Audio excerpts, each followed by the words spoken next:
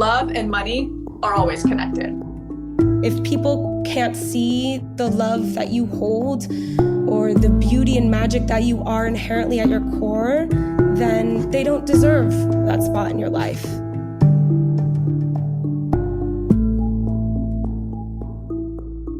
From To Be Magnetic, this is the Expanded Podcast with your host, Lacey Phillips. And your host, Jessica Gill.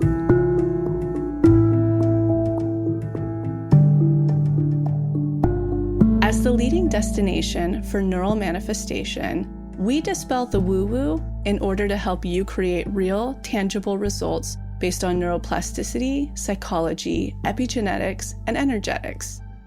Our goal is to normalize the practice of manifestation and empower you to get into the driver's seat of your life in order to manifest the experiences, relationships, and things that most align with your authenticity. Part of our manifestation process entails expanding past your limiting subconscious beliefs.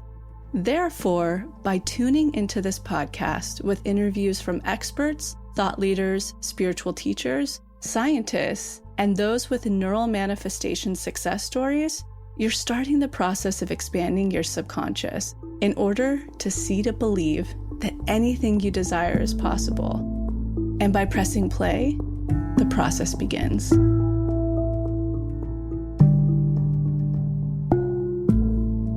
Welcome back, everyone, to another episode of the Expanded Podcast. Jessica here. So we have a really good episode today. It is a best of. We are pulling a compilation of our best teachings, tips, tricks, insights around the love and money connection. We've talked about this a lot. It's in our love workshop. It's in our money workshop. But we wanted to have a dedicated space that really breaks it down more so you guys can really identify why they're connected, how they're connected, and how you can find the roots of the connection for yourself. Specifically, when you are being tested in one, how can you learn from that category to pass that test? What can you unblock further? And if you're getting expanders in one, what is that teaching you for the other sector?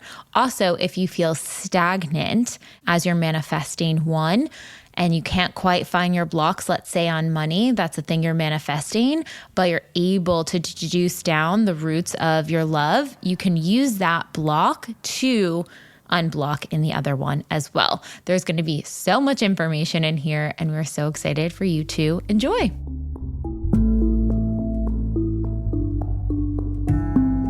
And now, a word from our partners.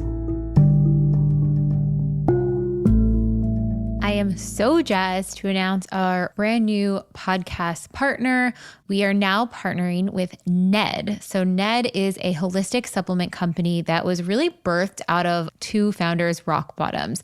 They had hit a wall at their life and realized that the track that they were on, the success route, their mental health, their physical health was all going to the wayside, and they were so away from their authenticity. They decided to strip all of that away and really put into place how do you nurture your body from the inside out with high quality, sustainable products? And how do you build a business that's built on this level of transparency and really working very closely with the sourcing and producing and every single supply chain partner that comes with creating high quality products?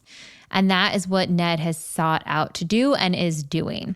One of my absolute favorite products from them is their magnesium super blends. So I've been taking their magnesium super blend supplement for almost a year now. I will not travel without it. It is my number one go-to. I typically like their lavender berry or their naked blend. Magnesium for me is a nighttime go-to. It really calms my body, my nervous system, and it also helps fill me with a lot of nutrients that I'm needing that I might have missed throughout the day. Magnesium is one of those really cool power players that when you have good levels of magnesium, it can help with other vitamin productions that you may be missing, such as vitamin D. So lack of magnesium can cause things like sleeplessness. It can impact the way you absorb and create some of your nutrients, how you're absorbing vitamins. It can exacerbate anxiety. So having a high quality magnesium in your routine and making sure you're getting enough is so, so vital. It also really helps with digestion. And Ned is offering a 15% discount with code TBM15. So if you go to helloned.com/TBM15 or enter the code TBM15 at checkout, you can get 15% off whatever item you purchase. We're so excited to introduce you to Ned and know you're going to fall in love with them as much as we have. One of our favorite products we've introduced in the last year is Bite toothpaste bits. They are dry toothpaste bits, so they don't need the water, which means they don't need any additives or preservatives for the water. It's 100% clean ingredients that are sulfate-free, palm oil-free, glycerin-free, a lot of things that you'll find in other natural toothpaste. And I absolutely love the fact that they have a natural alternative to fluoride. They have the fluoride option if that's what you want, but if you're looking for fluoride free, they have nanohydroxypate, which helps strengthen and restore your enamel. It helps support sensitivity issues. So if you are a hard brusher and you wear and tear your gums, or you're someone who grinds their teeth at night and your gums are a little bit more sensitive, the one with nanohydroxypate is going to support it so much.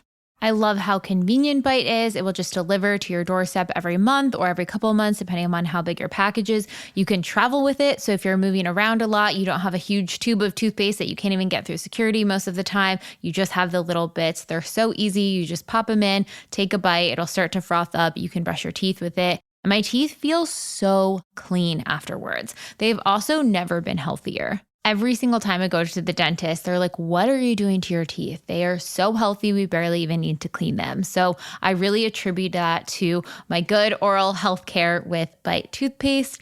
And if you guys are interested in testing them out, we have a special offering for our listener for 20% off your first order with code MAGNETIC.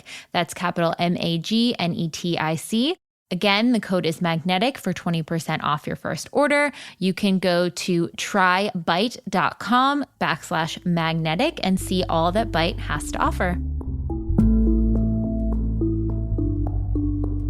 All right, on to the episode. One big question that keeps getting thumbs up by everyone is clarifying the link between love and money. And so I think it's confusing to people because sometimes they could be moving at the same pace and sometimes they could be moving in inverse. How do we explain that connection for people who might be calling in love or money? I thought it was really interesting. The woman that I did the podcast with this week, she shared sort of personally her intentions of, stopping a form of sponsorship that she's doing. But, the tests are always there and they're good. And then while we were talking, I was like, that to me sounds like you're up leveling, right? Mm-hmm. Like you are doing the work and you're realizing, this thing doesn't really energetically fit with me anymore. Yeah. And then I asked her, is that happening in your relationship too? And she said, yeah, I think so. They're very connected because what I love for people to look at most often than not, say you're killing it financially in career, but your relationship or love sphere isn't at the soul level you want it to be, whether there's nothing there, whether you're in toxic relationships, whether you're in an okay relationship, but maybe you desire something else. Most often than not in career, even though maybe there's like a lot of success or financial abundance, most often than not, your soul also isn't really getting its needs met. So the love and money connection, where you are receiving the invitation in one, you're most likely receiving the invitation in the other. Mm-hmm. And the invitation itself is to be as close to your truly whole, worthy, authentic version of self as possible, but noting that that is like tremendous abundance and tremendous love in your most perfect form. So that's how they're connected. As humans on the material plane, we are most motivated by those two things. And so I think those are the two things that also bring us the most fulfillment when we're in the material body on the material plane, because they both technically represent the two things we need more than anything: love and security. Mm-hmm. That's what they both come down to. Connection and safety. That's what they come down to. So when people are like, wow, I might be in two different places, like one's really up and one's really low, I invite you to look at, if you're saying one's really up and one's really low, are they both filling your actual authentic soul needs and wants, right? So like if you look at you, Jessica, in career and love, do they mirror each other? Yeah, it's at a safe, stable, good place. Like, yes, this feels so in alignment. And then it's like, cool. Now what's next? What's that next chapter of that for both pieces? Like, it's like, okay, let's take it up a notch. Exactly. And to me, it sounds like they're both in a very healthy place, like you're saying, very aligned with your soul. So that's a good way to look at it when you're taking inventory. And when one's being challenged in one, I can guarantee you that you're being invited in the other in the same way. So for somebody who is maybe a little more advanced in one area, use that a little bit of expertise advantage to investigate the other area that isn't. It's kind of like the same thing when you're manifesting something, it's usually greater than where you are because you're not there yet. So you can look at love and money like this. So the thing you're calling in is like orbiting here, and you're doing the work. You're literally unblocking, passing the test, taking aligned action to be, for lack of a better word, in same frequency with this thing, because this thing is already all the things you're desiring, right? Like that's the old manifestation stuff we've learned. And now we're teaching you the in-between to get there, that step by step. You can look at love and money like that. If one's up here and one's here, what is this lacking that this already has? And asking yourself if this is actually fulfilling. That's the piece you're being invited to get closer to. That's the best like new way of looking at it that just came through. And hopefully that speaks to people in a different way than it has in the past. Yeah. I mean, that even makes so much more sense to me, understanding the energetic piece of that too, on like a real rooted level. And now I'm just thinking about friends who are in jobs where their boundaries are crossed. And I'm like, oh, they're also in relationships where their boundaries are crossed. Like it's so in tandem with that piece. I think a better way maybe we can start to communicate this in 2023 is that love and money are always mirroring each other. Those two things, I think the universe dangles in front of people the most to look at and work on, because they're the two things that we desire the most and are the most motivated by.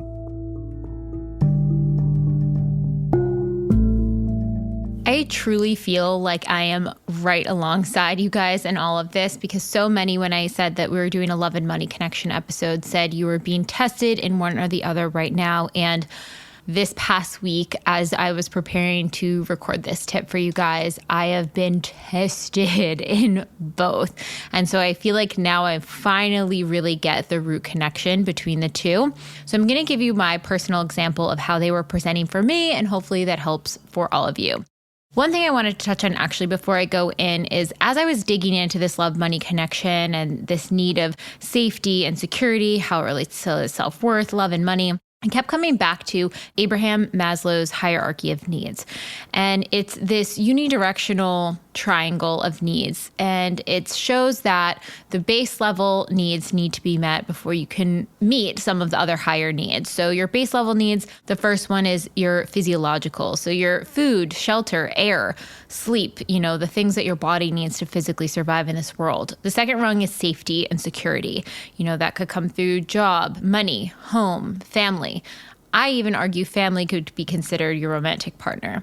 Then you have love. That's belongingness, connection, romantic relationships, friendships, self-esteem, accomplishments, career, recognition from peers, recognition from community, freedom, and then self-actualization. That's your potential, pushing things to the highest potential, highest level of creativity, etc.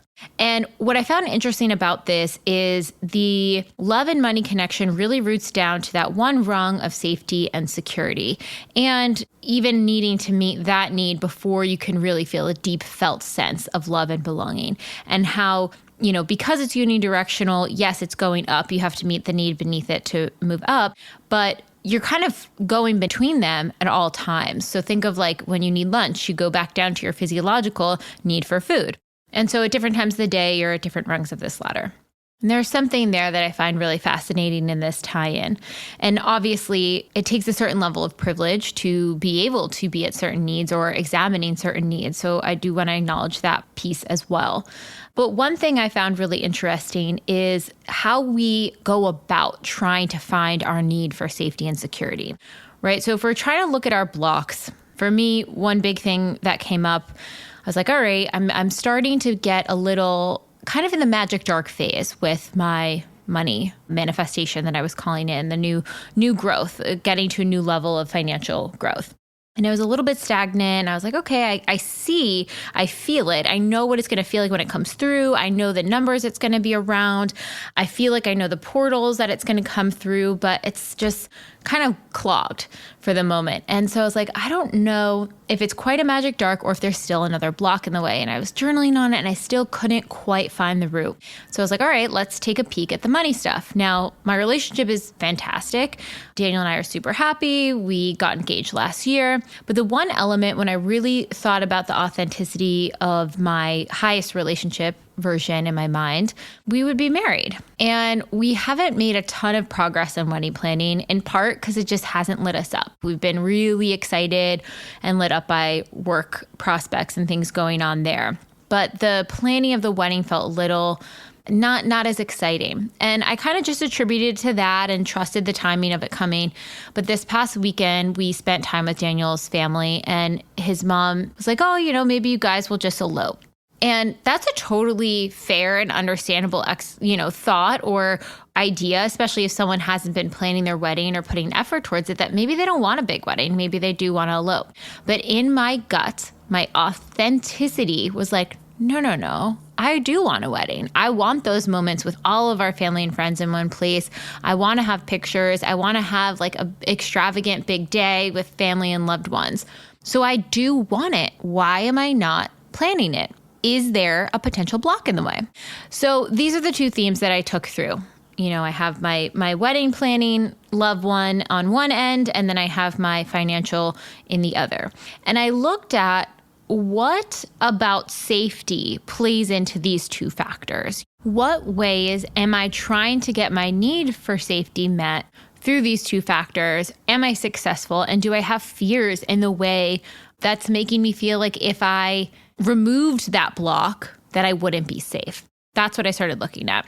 And so I went through the Where Are You Blocked journal prompts and was journaling through theirs and wrote, okay, what are the fears around these portals and these things coming through? And I started with love first because that felt a bit easier at the time.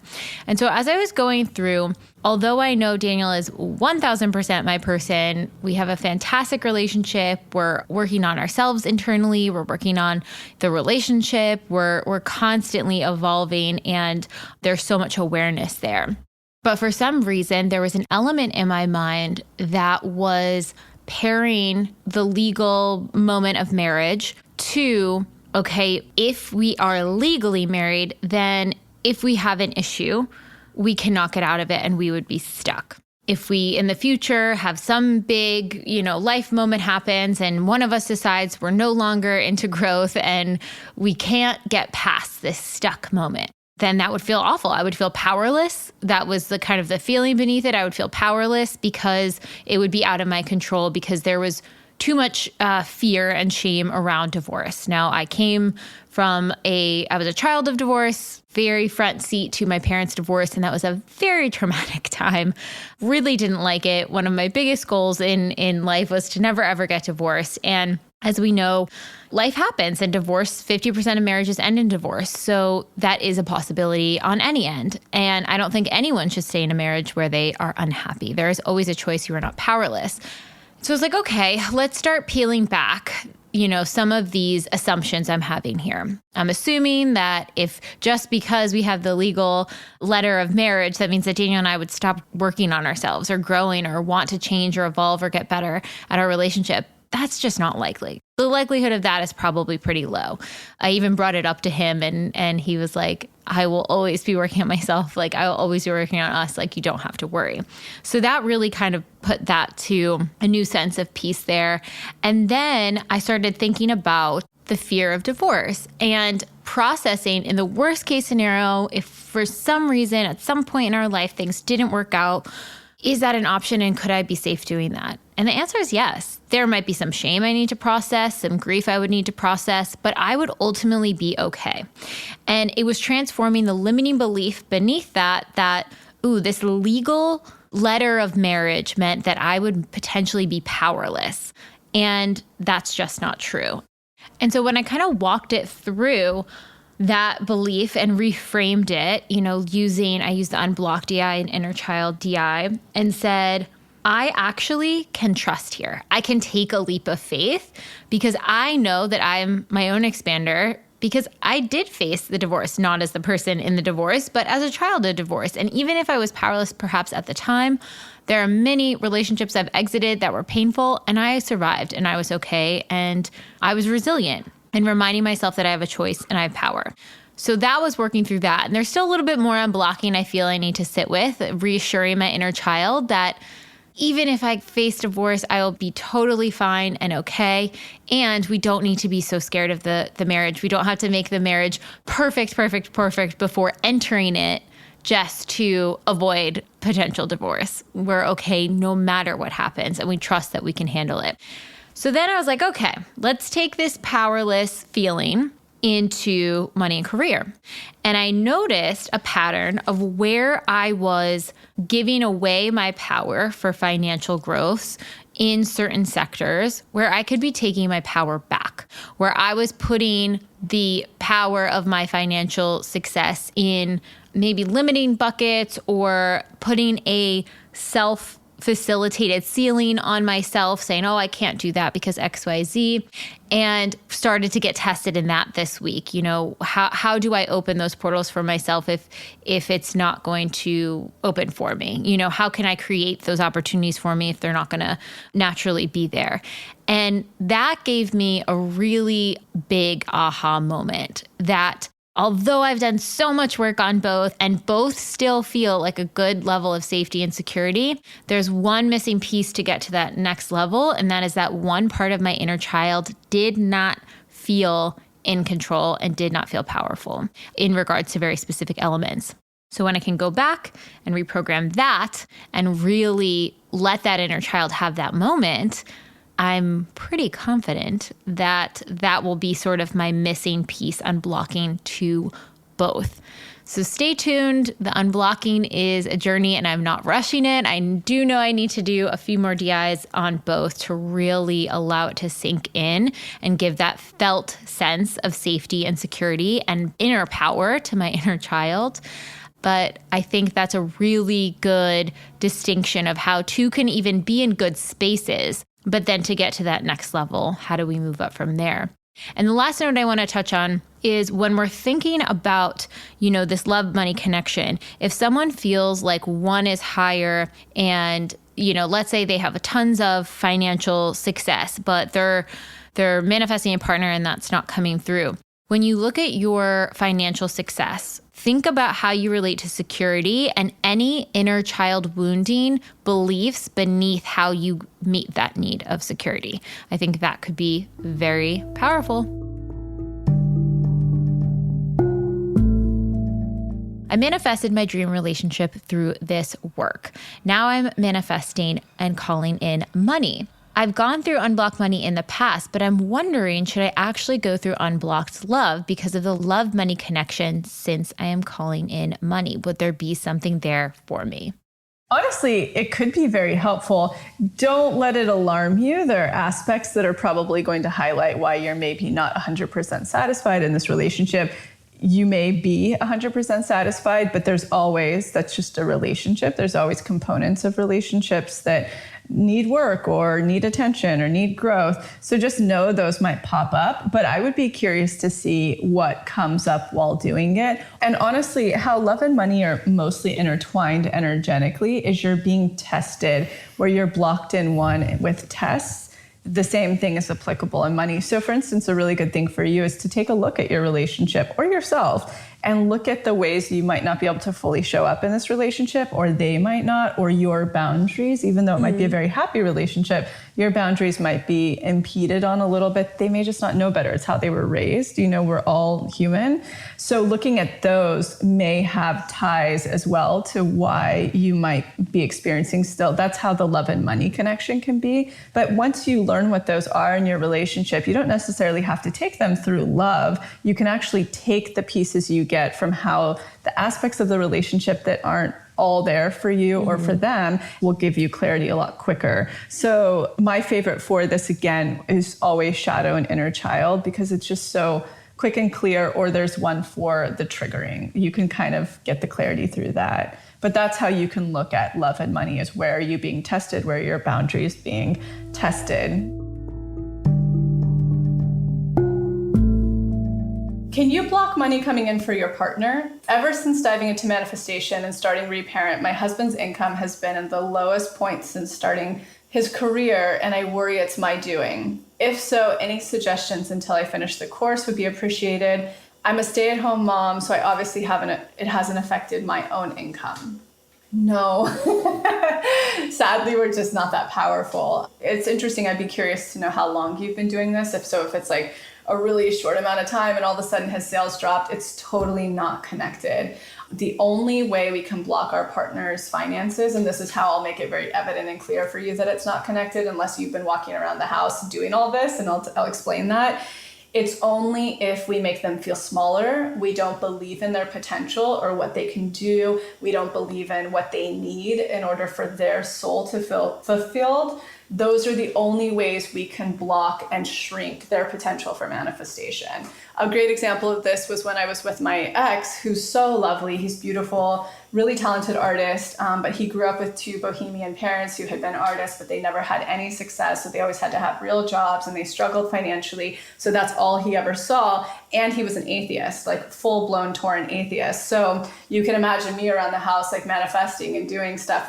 He just was like, yeah, whatever. It's, it's always a coincidence, to him, he's just such an atheist. So he would shrink my finances all the time because he wasn't letting me live in my full potential. I'm a very spiritual being. He was dimming that for me, or he was energetically making that small. The moment we broke up, everything started to take off because it cleared all of that space for me in my aura. So if you're doing this work, there's nothing you can be doing that's affecting your husband's income. And especially if you start becoming more independent with your finances, not needing to depend on him. Obviously, you're a mom, so whatever that ends up looking like with your portals and stuff, if that's something you desire, not only do you open up a portal for money to actually come through to you, you create more space for his to come through as well. But unless you've been going around the house belittling him, not believing in his beliefs, his potential, all of that, there's nothing you're doing to block his money. The second really important thing to remember with manifestation is we cannot manifest for other people. So the same goes for what you're talking about. He actually has his own journey in life. He's co-creating with the universe, whether he's aware of it or not. So nothing you're doing, again, unless you're shrinking him, nothing you're doing is affecting what his path is. If his finances are having fluctuation, it's because there's something for him to learn. So even if you put this work into motion, it's not like the universe is going to go teach him a lesson through your work, because he has his own divine journey where he needs to become into his own whole authentic self. Nothing you're really doing gets to determine that unless you're shrinking him or expanding him. Those are the only two ways you can kind of affect him. So take the guilt out and keep doing the work and be the inspiration to him that he can manifest as well, just from doing your own work.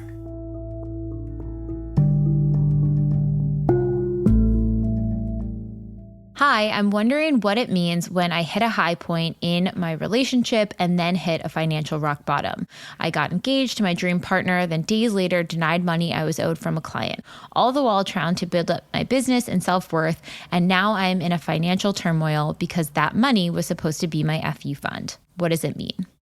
Yeah, it just means that you're up leveling really quickly. So like a great example, it's like the company can be doing so well, but my frequency is up leveling. So that means that all of a sudden there's like fall off of old people, new people now are coming in that are up, it's like the more you're up leveling, things in your life start falling off, and then the tests follow them to see if honestly, that's the theme of this is a lot of people in here are up leveling, and things like IRS checks are hitting you. And always when that happens, the universe never punishes you. It's testing you. And it all goes back to the workshop up level, really. So it's like right now you're going through a little bit of a rock bottom as the workshop I'd work through, and then move right into up level. So when your frequency raises, so like let's say you're now committing to this partnership, it's really exciting for you, it's taking you in that bigger direction you want to go, you're up leveling. So the things now in your life that aren't in frequency with that anymore are going to start to fall off. And it's not usually that graceful if you have self-worth issues around it. If you have like high self-worth and you're super expanded in those areas, they'll fall off gracefully and something else will implant themselves. But it's just very telling that you have work to do in those areas. So for you specifically, it's a really great thing. I know it's really scary. I would imagine security, like us, is one of your main core issues that you're being asked to work through. It's going to happen when you work through them, to get your company now on par with the relationship frequency, right? That up-leveled space, not the relationship in particular, but you're emitting a certain frequency there. So you're being tested. I would certainly go and do rock bottom and move into up level with the focus around your finances. You will get a plethora of downloads and ideas and whys and action steps through those 2 workshops, really targeting on the whole money issue. At the core, my biggest manifestation has always been love. I've always wanted my partner. I've always wanted that person. I've always wanted to be in a relationship. And my career really came pretty easily for me just because I wasn't so focused on it and heavily putting energy towards it in a way that was more like dog paddling and desperation. So I felt really blocked in love for a long time. And that was definitely my driving source for any of these spiritual tools. I felt like I even had my spiritual awakening because I was so heartbroken by this person that didn't even give me the time of day. That moment of coming to my knees and realizing that this person was the same exact person that I kept attracting and nothing was changing. It was like a complete light bulb moment, but then also like a point where I could finally shift and be like, oh my God, it was an awakening. And I realized in that moment that I had to do something different. And from there on, it's been about dedicating myself to those changes. And so, yeah, of course, the money and the career and all of that has come alongside it. But, love was one thing I had my eyes set on. So when I started TBM, I really had that as my biggest intention. But I realized I was incredibly hesitant to do the money workshop. And having also been a big listener of the podcast, I knew that money and love were so connected. So honestly, again, love was another motivator for me to do the money workshop. So it was kind of like this end goal in sight, I'd say. And then I did the money workshop and found so many blocks in that: complete head in the sand mentality, complete lack of self-worth, and not able to ask for what I want or need or deserve. And also just cycles of debt and debt to my parents and debt and credit cards and total head in the sand. So I started budgeting and being more conscious of that. And it's really wild when I think back on it, because even just by making those small changes, it made me really realize that there was definitely something more to it. There's an energy behind it, because making small changes, energy just started flowing and so many channels opened up. And I'm, now in a time where I make my entire salary, that I would make in a year in one deal. Lo and behold, after doing the money workshop and all of these workshops, and as, manifestations were coming in, I have manifested my partner.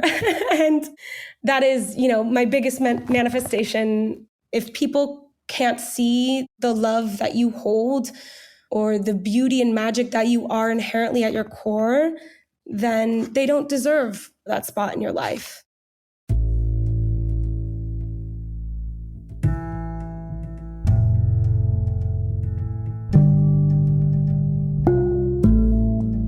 So I'm quickly interrupting this episode to invite you, if you're ready to start your manifestation journey, or if anything you've heard in our manifestation episodes has piqued your interest to begin. We have a la carte workshops in everything from the basics bundle, which is what we recommend to everyone who starts. It's the formula that actually teaches you how to manifest, unblocked inner child, and unblocked shadow. We also have a la carte workshops on love and money. But the real gem is the Pathway membership because it encompasses every single workshop we have. It's a year-long membership with full access to the few a la carte offerings we have and exclusive workshops not available anywhere else, such as the daily practice, which is what everybody in the Pathway uses, hopefully at least 3 times a week to daily, in order to truly create the new neural pathways that one needs in order to manifest, and houses the library of our deep imaginings, which is our unique hypnosis process that allows you to get into your subconscious and overwrite those old neural pathways, creating the new ones. You can use our special code EXPANDED, all caps, EXPANDED, to receive $20 off your first a la carte workshop purchase or $20 off your first month of the Pathway. Again, that's all caps, EXPANDED, EXPANDED. Okay, now back to the episode.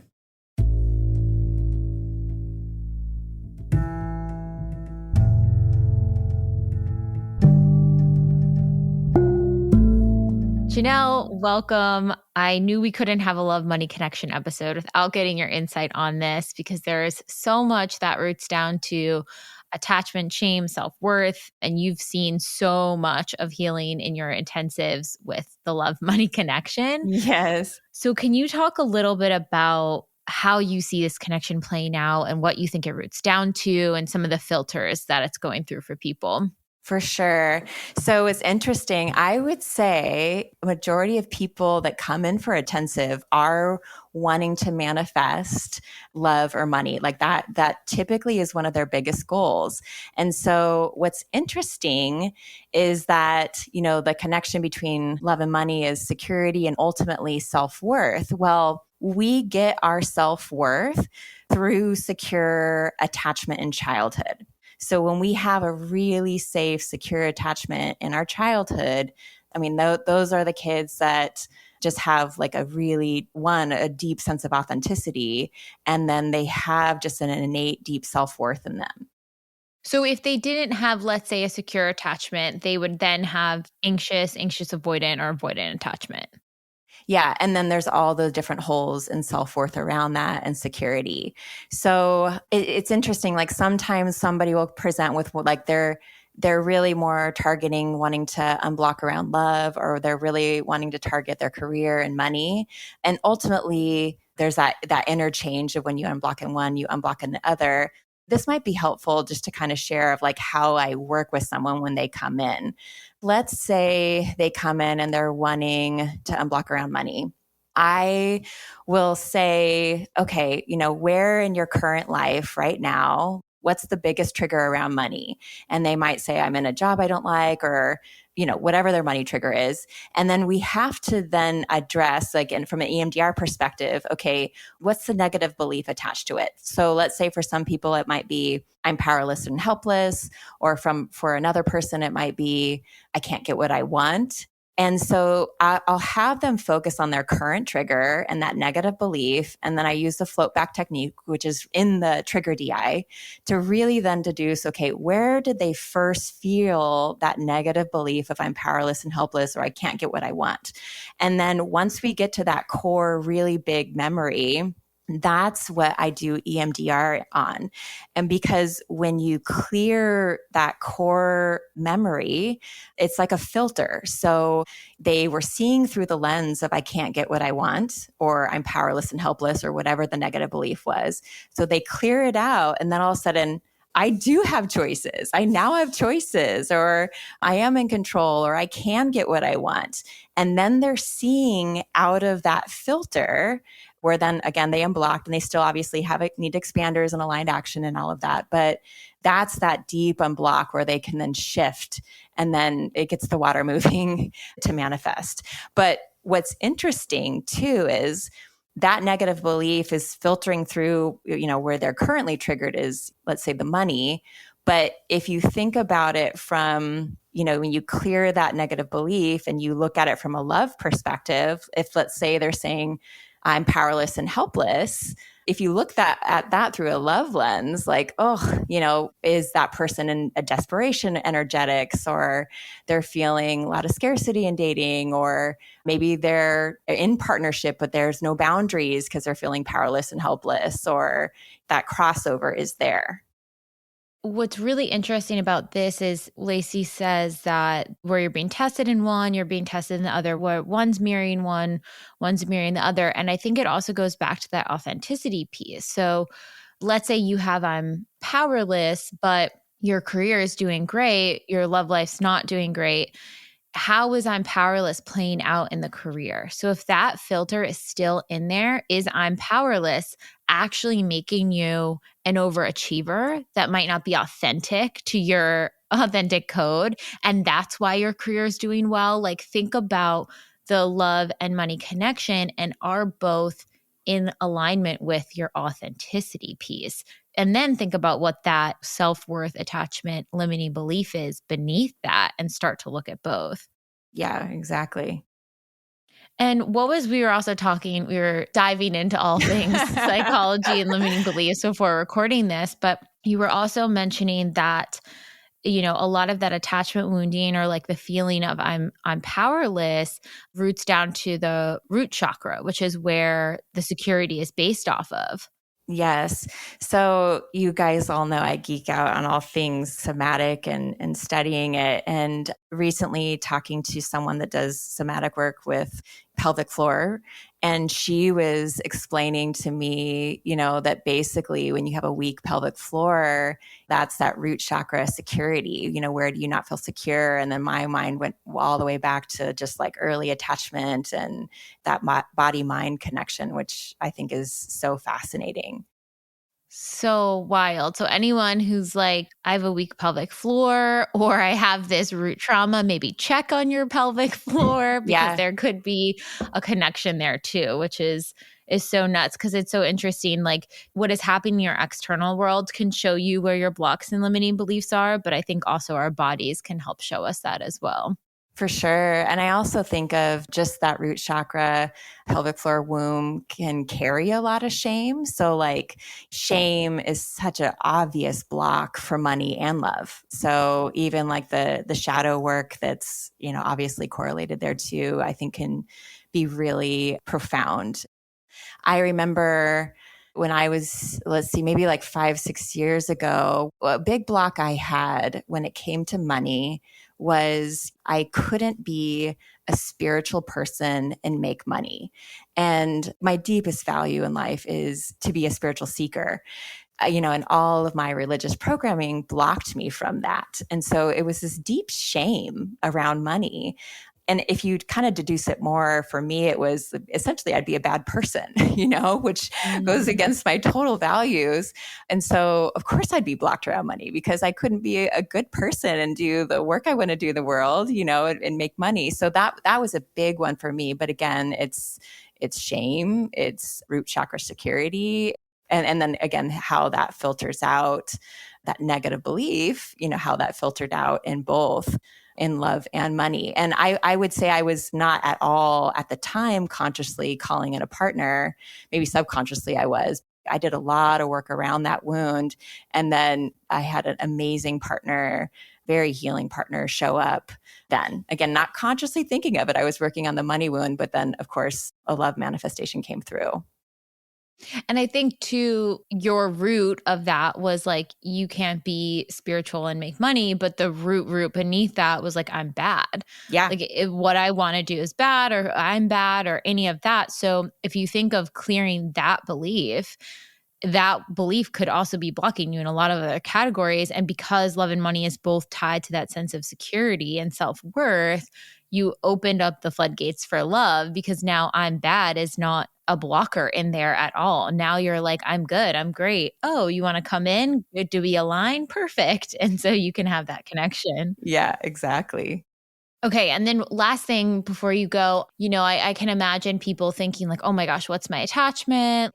How do I go from my attachment style or knowing that I had this sort of attachment to my parental figures and then figure out how to unblock that or even deduce what that attachment was? First I want to say, and I feel like this community is now so educated on this, but like everyone has some shape or form of attachment wound. I don't care how amazing your parents are. We are all going to be somewhere on the spectrum of anxious or, avoidant. So we all have wounds there. I think I've mentioned this one before, but there's a book called How We Love. That book, what I love about it is it goes into each attachment style and it's such a easy but such a good read. And then it goes into partnership. So like, what does it look like when a pleaser marries a vacillator? It shows how the two partnerships intermingle. So I love that one. But yeah, so going back to self-worth and secure attachment, sometimes there's like big obvious gaps that most people know right away. Oh, my parent was an alcoholic, or this big thing happened, or this big thing happened. But sometimes there's just really very subtle nuanced ones of, I had a really good present mom, but there was a lack of attunement. The lack of attunement can cause either anxious or avoidant. It just depends on how that presented in that person. So when doing these intensives, a lot of times, let's say they're wanting to unblock around love, 8 or 9 times out of 10, I'm doing some sort of attachment work. When we boil it all the way down, it's like a death by paper cut situation, where there's all these little missed moments that happen to a person. Maybe their parent was a workaholic or lacked attunement, or maybe they were depressed, or maybe they were busy caretaking another child that had a medical crisis, and they were doing their best. Like, it doesn't make the parent wrong necessarily. Actually, that was one that came up recently, as somebody that their parent was preoccupied with another child with a big medical condition. So she just kind of had to raise herself and didn't get a lot of nurturing. So going back, like you could do, I'm making this up now, but let's say for that person, like going back to the core memory, let's say it was a picture of them, I don't know, it could just be alone in their room where they felt so alone, and going really deep into that memory where, if you're doing EMDR, you're reprocessing all of the layers of it. And if you're doing a DI, I would say the most important piece in doing the DI is for really true unblocking, is to tap into the sensations that are coming up as you really go into that memory and track them in your body and feel them. Really feel and really get an emotional release, because that works on a nervous system level, obviously a subconscious level, and obviously all the neuroscience behind reprogramming. So, but really feeling into like getting a release around that true deep pain. Let's say if that person was alone, and then allowing, all the soothing where you can really, meet yourself and get that healing right there. You're making a repair literally with yourself to build secure attachment with yourself, which builds that self-worth. Yes. Okay. That was the key piece, I think, because it's like you reprogram the situation, you have whichever attachment style you have, and you can dive deep into that. But then really the point of just knowing that there was an attachment wounding, it's like, what was the belief that you took about yourself from that attachment wounding, and going into the memory where that felt most activated. And then once you're there and feeling that and processing that, you get to then step in as almost like your higher self and creating that deeper connection of like, hey, it's okay. Like, I'm here for you. You're not alone. You're not abandoned, whatever it is, whatever you need to hear down there. And that's where you start to fire and wire that secure attachment neural pathways. Exactly. Yes. Well, thank you so much, Janelle. Yeah. Thank you. And let everyone know about your intensive. You've been having some of the craziest, wildest experiences. Where can people find you, connect with you, book, all of that fun stuff? Yeah, no, I've been doing them now since, I guess, the summer, and they're just it's such a cool thing as a therapist to not feel rushed in an hour time frame, and to really, really go deep and stay deep with somebody is so sweet. But yes, what they can do is reach out to wholenesscollectivetherapy.com and put in a submission so we can schedule a consult call. And all the information's on the TBM tab on my website, so Wholeness Collective Therapy. And you can find more information there and then reach out. Amazing. So if you guys are needing to take your unblocking deeper, you really want to examine one specific route that's come up for you a lot, or really get to the next level with this, highly, highly recommend. Personally, I would go to Janelle every week if I could. I would love that. But yes, highly recommend for anyone looking for that deeper unblocking. Thank you so much.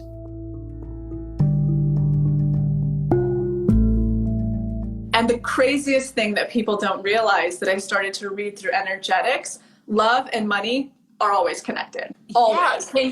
Can you go into deeper explanation about that? Because I've heard you say that before, I think on one of your podcasts. And I was like, oh shit, there's like some truths to that. But I want you to break it down like on a deeper level. Yes. So here's just a good example to look at. When you tell me time frame wise, when you communicated to your current management or agent that you're like, no more, I'm not taking these type of jobs.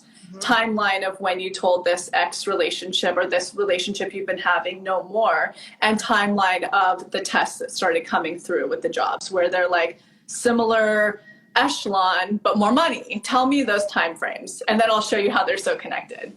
Got it. So the conversation that I had with my manager, that happened on Friday, let's say 2 weeks ago. The guy that I was like chit-chatting with, that happened on, let's say, that following Wednesday. And then the apartment happened in between them. So they were literally back to back to back. Oh, this is so fun because it's when you're starting to play with magic. Like you're seeing your witchy powers, right? You're like, whoa, whoa, whoa.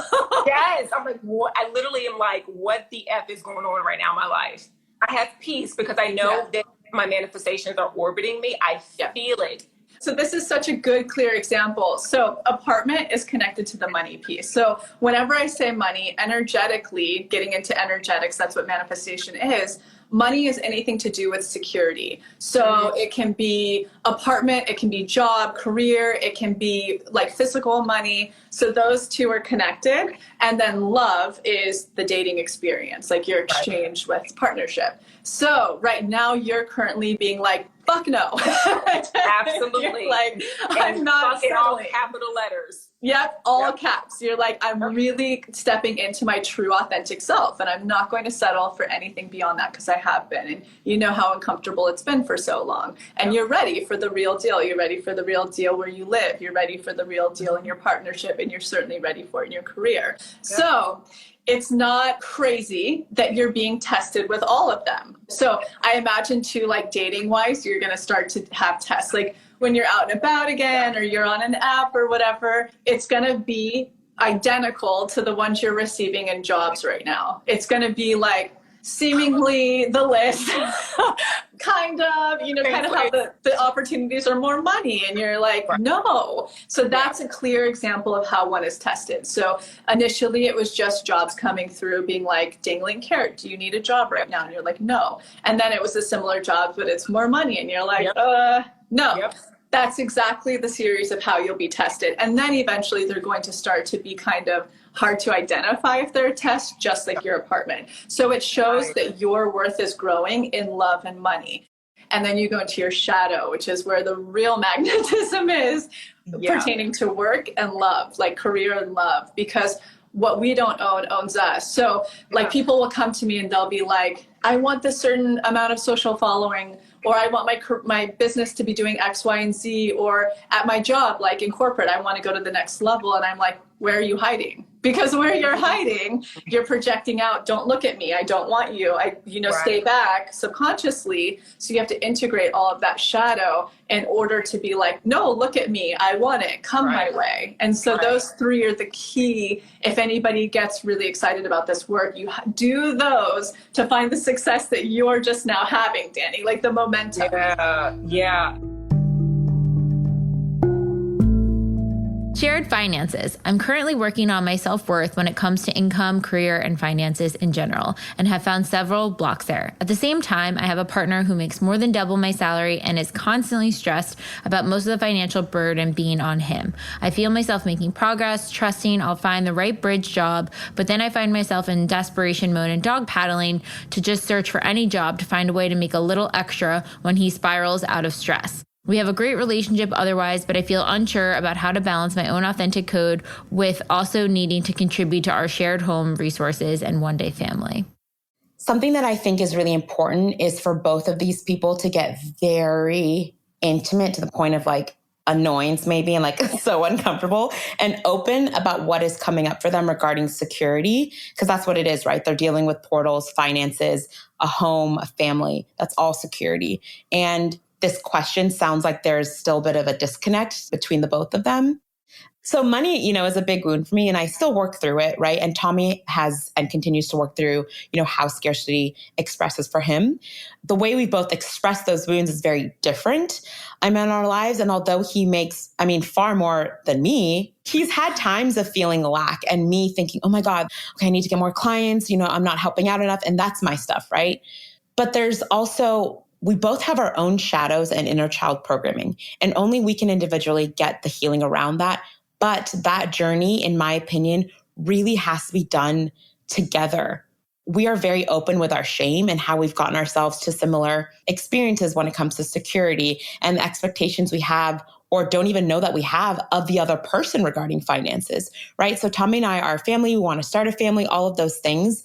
And for the health of that foundation and the economics of our household, it's vital that we're on the same page with our next chapters, what we're both navigating, how we both trigger one another, and how we can both be there for each other.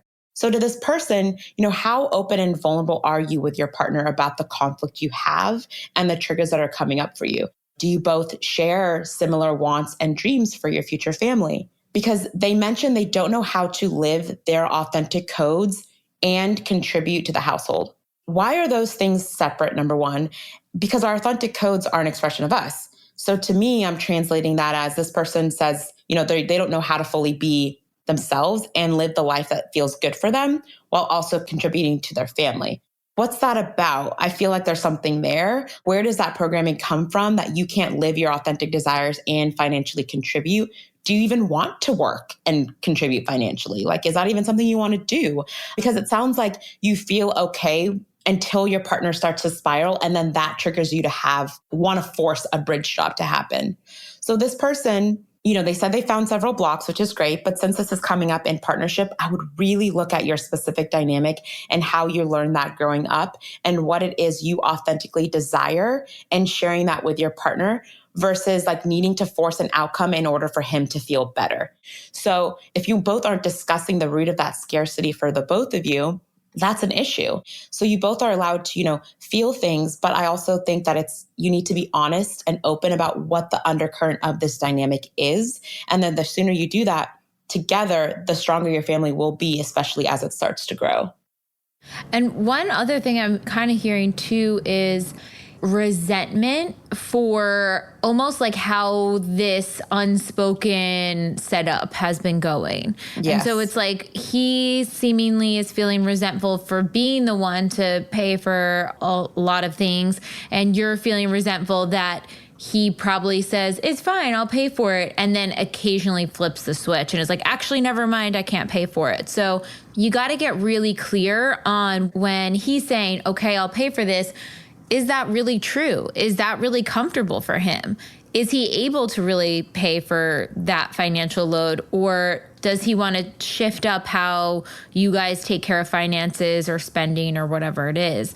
And then that way, when it comes to your authentic code, you can know without a condition on whatever the financial arrangement is, oh, okay, this is what we agreed upon. This is what I feel good in. How do I honor my authentic code and my financial situation within this?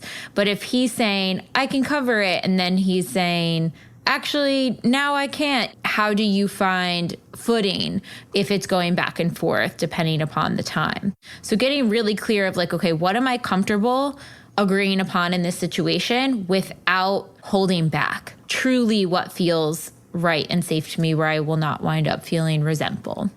Yeah, I mean, I have had those conversations because the last thing I'm going to do is be in a caring relationship, a loving relationship, and someone having an exchange, especially with money, and the other person being in low self-worth about it, not saying it.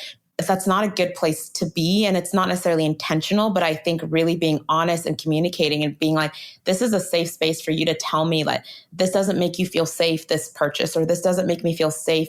I'm the one who has to contribute most of this. I'd rather do X, Y, and Z. So you can really meet each other where you're at. So when you are calling in the lifestyle that you both desire, it's coming from not pretending or holding it all in, and then maybe him spiraling later when really he wanted to say it earlier, and, being in that cycle.